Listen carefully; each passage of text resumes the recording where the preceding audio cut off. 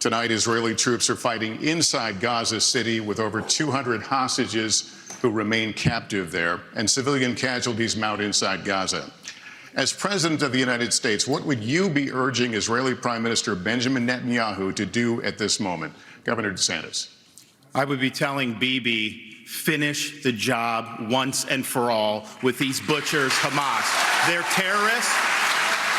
They're massacring innocent people. They would wipe every Jew off the globe if they could. He cannot live with that threat right by his country. That Hamas should release every hostage and they should unconditionally surrender. Israel has the right and the responsibility to defend itself. I would tell him to smoke those terrorists on his southern border, and then I'll tell him as President of the United States, I'll be smoking the terrorists on our southern border. That's his responsibility. This is our responsibility. Not only do you have the responsibility and the right to wipe Hamas off of the map, we will support you. We will be there with you. I would tell President Biden with great clarity, if you want to stop the 40+ attacks on military personnel in the Middle East, you have to strike in Iran.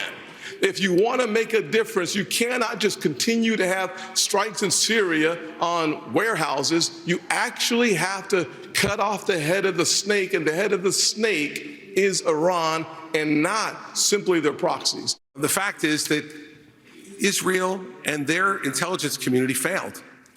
They failed here, and they failed the people of the state of Israel. And so we need to work closely and better together to make sure, one, that they're degraded, and two, that we know everything that's going on inside the Gaza Strip when it's going on, so that something like this can't happen to kill 1,400 individuals again.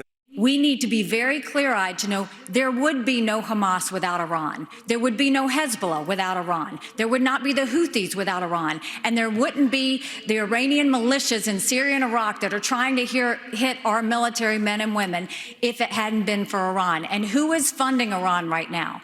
China is buying oil from Iran. Russia is getting drones and missiles from Iran. And there is an unholy alliance. We need to be clear-eyed. The last thing we need to do is to tell Israel what to do. The only thing we should be doing is supporting them and eliminating Hamas. It is not that Israel needs America. America needs Israel. They are the tip of the spear when it comes to this Islamic terrorism, and we need to make sure that we have their backs in that process. All right. Thank you.